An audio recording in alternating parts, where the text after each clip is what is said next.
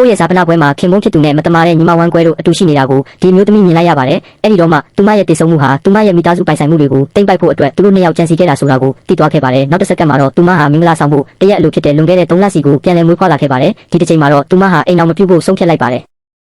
သူတို့ကိုပြန်ပေးဆက်ခိုင်းမယ်လို့ကြိတ်ဆိုပြီးမင်္ဂလာဝတ်စုံကိုသူမကိုယ်တိုင်မိရှုဖျက်ဆီးလိုက်ပါတယ်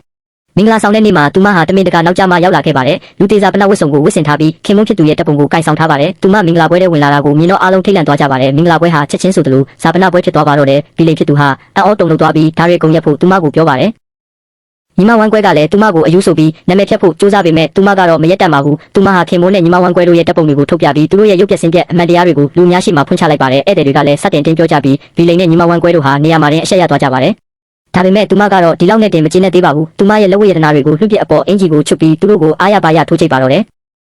တကယ်တော့သူမဟာကမ္ဘာအဆင့်မီလက်ဝဲချန်ပီယံတယောက်ပါဒီဒုတိယဘဝမှာတော့သူမဟာလွတ်လွတ်လပ်လပ်နေထိုင်ပြီးသူမမကြိုက်တဲ့သူမှန်သမျှကိုထိုးချိတ်ပစ်မယ်လို့ကြေဆိုထားပါတယ်ရုံးမှာလည်းအလုံးနောက်ကြတာတစ်စက္ကန့်လေးကိုဒေါ်လာနဲ့ရဖြတ်မယ်လို့ချင်းချောက်တဲ့ boss ကိုသူမစိတ်မရှိနိုင်တော့ပါဘူး boss ရဲ့မျက်နှာကိုရင်းနဲ့ပက်လိုက်ပြီးဝန်ထမ်းအားလုံးရှိမှတင် boss ကိုကောင်းကောင်းကြီးပညာပေးလိုက်ပါတယ်အားလုံးကသူမယူသွားပြီလို့ထင်နေကြပေမဲ့သူမကတော့အလုပ်ထွက်လိုက်ပြီဖြစ်ကြောင်းပြောခဲ့ပါတယ်